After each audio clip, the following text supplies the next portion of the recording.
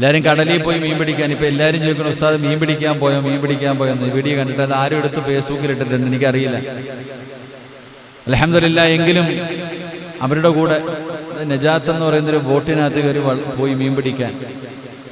ആദ്യമൊക്കെ വലിയ ധൈര്യമായിരുന്നു മീൻ പിടിക്കാൻ പോകാൻ, പലപ്പോഴും കടലിലൊക്കെ പോയിട്ടുണ്ട്. പക്ഷേ ഈ പ്രാവശ്യത്തെ പോക്ക് ഇത്തിരി വല്ലാതെ ഒരുപാട് ദൂരെ പോയി. സത്യം പറഞ്ഞാൽ മുകളിൽ നോക്കുമ്പോൾ ആകാശം, താഴെ നോക്കുമ്പോൾ വെള്ളം, 4 ഭാഗത്ത്, ഇതല്ലാതെ വേറൊന്നുമില്ല. അൽഹംദുലില്ലാഹ് മനസ്സിലാക്കാൻ പറ്റി. സത്യം പറഞ്ഞാൽ ഇതൊക്കെ പഠിക്കണം. അവരിങ്ങനെ ഈ വലവലിക്കണ സമയത്തും ഇങ്ങനെ കുറേ മനോഹരമായ ബൈത്തുകൾ, മഹാന്മാരുടെ പേരുകളൊക്കെ പറഞ്ഞുകൊണ്ട് ഇങ്ങനെ ആ വലവലിക്കുന്നൊരു പാട്ടുണ്ട്. ഏകദേശം നമ്മുടെ കേരളത്തിൽ ഖബറടക്കപ്പെട്ട മഹാന്മാരുടെ പേരുകൾ ഏർവാഴ് ഇങ്ങനെ പറയാറുണ്ട്. മാലിക് ദിനാർ റളിയല്ലാഹു തആല അൻഹു മുതൽ ഏകദേശമുള്ള എല്ലാ മക്കാമുകൾ കിടക്കുന്ന മഹാന്മാരുടെ പേര് പറഞ്ഞുകൊണ്ട് തവസ്സുല്, വല്ലാത്തൊരിത് ഇങ്ങനെ പറഞ്ഞുകൊണ്ടുള്ള ആ ഒരു വലവലിപ്പ് മനോഹരമാണ്. അൽഹംദുലില്ലാഹ്.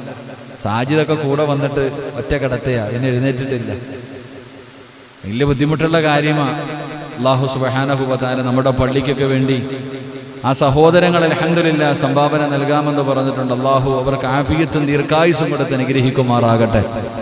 അല്ലാഹു അപകടങ്ങളെ തൊട്ട് അല്ലാഹു കാത്തുരക്ഷിക്കുമാറാകട്ടെ. ഈ കടലിലൊക്കെ പോകുന്നവരുടെ അവസ്ഥ വല്ലാത്ത ഒരു ലോകം. എത്ര പറഞ്ഞാലും മനസ്സിലാവില്ല. അത് പോയി മനസ്സിലാക്കണം. അല്ലാഹുവിൻ്റെ കഴിവുകൾ ചിന്തിക്കണമെങ്കിൽ എങ്ങനെയാണ് അല്ലാഹു സുബ്ഹാനഹു വ തആല തൻ്റെ അടിമകൾക്ക് റിസ്ക് കൊടുക്കുന്നത് എന്ന് മനസ്സിലാക്കണമെങ്കിൽ അവിടെ പോകണമെന്നാണ്. ഞാനിങ്ങനെ പോകുമ്പോൾ ഞാൻ ചിന്തിച്ചു പോയി. ഞാൻ തന്നെ എപ്പോഴും ഒരു ക്ലാസ് തവക്കുലിനെ കുറിച്ച് ഇവിടെ പ്രസംഗിച്ചപ്പോൾ റസൂലുള്ളാഹി സ്വല്ലല്ലാഹു അലൈഹി വസല്ലമ തങ്ങൾ പഠിപ്പിച്ച ഒരു ഹദീസ് പറഞ്ഞു തന്നു. പറവകളെ കുറിച്ച്. പറവകൾ ഒട്ടിയ വയറുമായി പറന്നു പോകുന്നു, അവസാനം നിറഞ്ഞ വയറുമായി തിരിച്ചു വരുന്നു. അള്ളാഹു അങ്ങനെ റിസ്ക് കൊടുക്കുന്നത് കണ്ടുപഠിക്കാൻ അവിടുന്ന് ഹദീസുകൾ പറഞ്ഞപ്പോൾ സത്യം പറഞ്ഞാൽ ആ നടുകടലിൽ ചെല്ലുമ്പോഴും ചില പറവകൾ ഇങ്ങനെ പറന്ന് മത്സ്യം തിന്നുകയാണ്.